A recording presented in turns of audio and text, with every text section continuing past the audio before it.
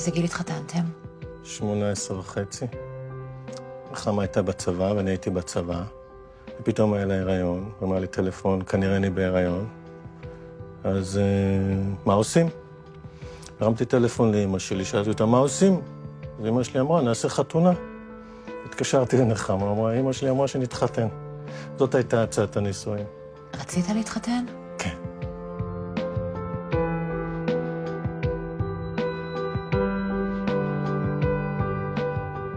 מה אהבת בה כשהכרתם? קודם כל, איך שהיא נראית, סקסית. המגע בינינו, הכל פתוח, אין סודות בינינו. מרגישים מאוד בטוח אחד עם השני. אני הרגשתי בטוח.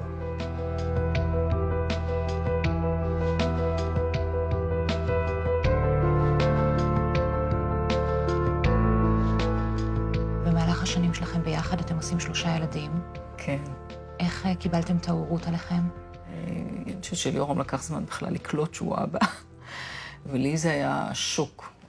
היינו צריכים ללמוד הכל בבת אחת, גם להיות זוג, גם להיות הורים. וזה היה מאוד מאוד צפוף הכל, לא היה לנו את זה בשלבים, כמו ברוב המקרים אנשים עושים את זה.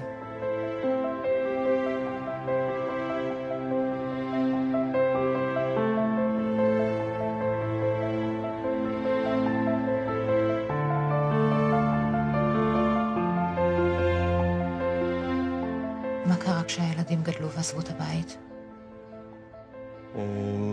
אז בהתחלה, כן, הבית נהיה ריק, ואתה עושה ויש הד. אין את הרעשים של הילדים עם החברים. וזה נותן מקום יותר להתפנות אלינו, מה אני זקוק, מה נחמה זקוקה. מה הרגשת באותה תקופה? איזושהי תחושה של אבל על משהו שהסתיים, תקופה שהסתיימה. אפילו ככה, אני מדברת על זה עכשיו, זה עולה. כן, שמשהו במשפחה כמו שהייתה עד עכשיו משתנה. אז אוקיי, אז מה עכשיו? כאילו, עם מה ממלאים את החיים עכשיו?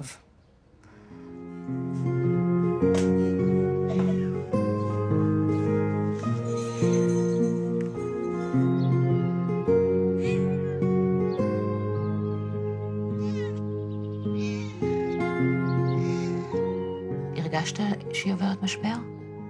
לא. אי אפשר היה לא להרגיש. מה היה פה בבית באותה תקופה? לראות אישה שכואב לה, כואב לה פיזית. באיזה מצב הייתה הזוגיות שלכם? אני דווקא ככה חיפשתי כל מיני דברים, זאת אומרת, עוד דברים להכניס, תכנים חדשים להכניס לחיים שלנו, או שלי. ואיכשהו ליאורם זה בדיוק הייתה תקופה שמאוד התאים לו השקט ומין נינוחות כזאת, ולהיות בבית ולא לזוז משם, ולי זה נורא הפריע, זאת אומרת, אני רציתי ככה... זהו, כאילו, זה כל מה שיהיה עכשיו, זאת אומרת, זו הייתה התחושה. מה היית צריכה ממנו באותו זמן? אני חושבת שאולי יותר זמן של יחד כזה שיראה שהכל בסדר, זאת אומרת שלא כל מה שיצרנו בעצם נעלם. כשמתחילים לחטט פנימה, הכאבים יוצאים, התסכולים יוצאים, הרגישויות יוצאות. ובאיזשהו שלב היה מאוד קשה לנחמה, והיא החליטה לעשות איזשהו פסק זמן.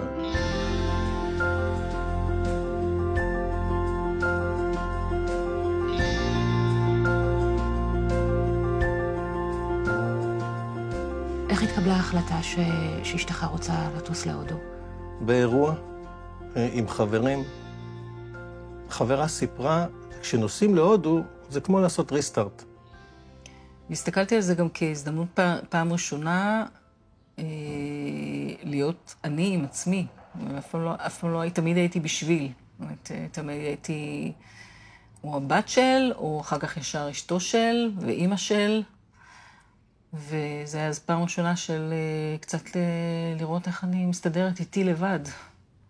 לפני שהיא נסעה, אז גם רציתי, נוסעים לריסטארט, אז אני רוצה בתור בעל ככה לפרגן, רוצה לתת לה את החופש. תבחרי ותחגגי ותעשי מה שאת רוצה שם. לכי על החופש. מה זה אומר ללכת על החופש? שתעשה מה שרוצה. בהכל. הכל הכל? הכל הכל. זה היה האמירה. שזה אומר גם גברים אחרים? הכל. כאילו מבחינתי, שחוזרת עם בחירה, שזה מה שהיא רוצה. שיהיה לה, זה לא איזה סימן שאלה, ברירת מחדל, יורם. רציתי שרוצים אותי, לא... רצית לדעת שהיא בוחרת בך מחדש? כן, כן.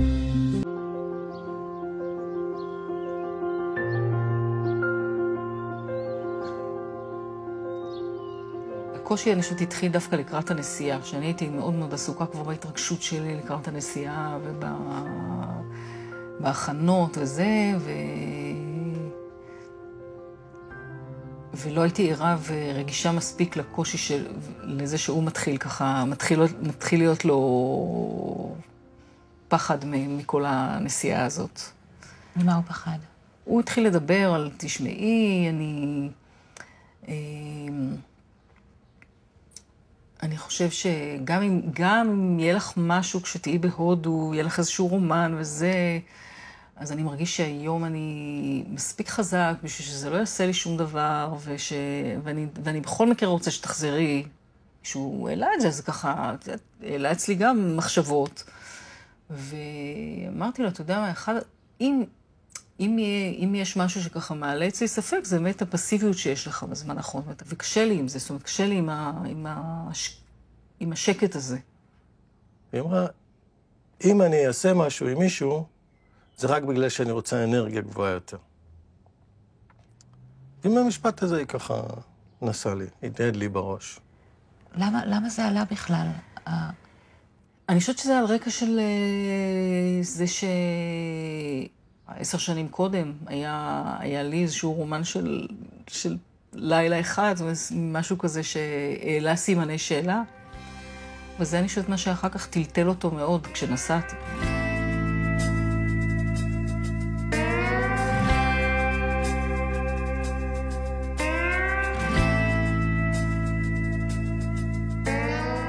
מה קרה אחרי שהיא נסעה? אחרי שהיא נסעה, תוך כמה ימים, נבהלתי מעצמי. מה זה נבהלתי?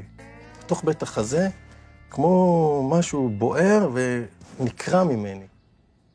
כאבי תופת, וכל פעם המחשבות עוד ליבו את זה. מחשבות ודמיונות עם הכאב הזה, וזה משהו שהיה בלתי נשלט. של מה היא עושה שם? עם מי? מה היא עושה, עם מי, כן רוצה אותי, לא רוצה, איך היא מגיבה אליי, אני שולח לה SMS, אז התשובות שלה הן ענייניות, אבל תמיד היא עניינית, למה היא לא כותבת משהו יותר מחמם? כאילו, כל הזמן היא הפירוש של איך היא מגיבה ואיך היא מרגישה כלה, אבל היא בכל בהודו, מה היא עסוקה ביורם? היא עסוקה בהודו, לא ביורם.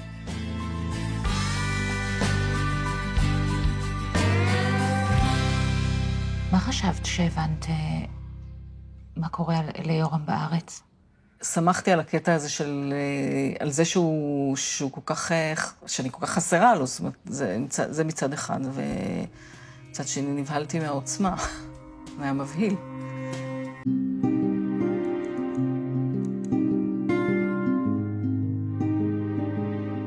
היא צריכה לחזור סך הכל עוד שבועיים, זה לא איזה... חודש וחצי עברתי, נשאר עוד שבועיים. זה לא איזה סיפור ארוך, כאילו, לחכות עוד. אבל החשש שלי היה שהיא חוותה איזה משהו שאני לא שותף אליו. אתה יודע להגיד היום מאיפה זה בא? אני זוכר שהרמתי לטלפון, נחמה, טעיתי. טעיתי, אני אוהב אותך, את האישה שלי, ואני רוצה שהיא תהיי רק איתי. איך הגבת כשיורם הודיע לך שהוא מגיע לבקר?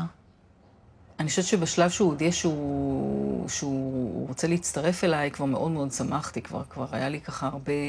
כבר הספקתי גם ליהנות מהלבד, וגם ככה קצת היה לי כבר מכביד מדי. בהתחלה זה היה ככה תיאורטי, היה מדובר שהוא יצטרף ליותר מאוחר, אחר כך הוא הקדים, כי הוא כבר לא יכול היה לעמוד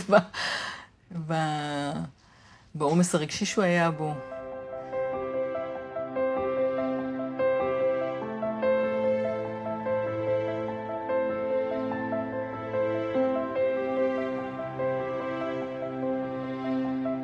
זה בעצם פעם ראשונה מגיל 18 וחצי, 19, שזה רק שניכם.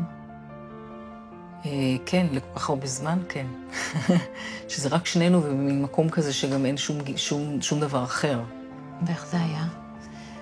זה היה מאוד מאוד חזק ברמה הרגשית, זאת אומרת, הייתה תחושה של חיבור מאוד מאוד עמוק.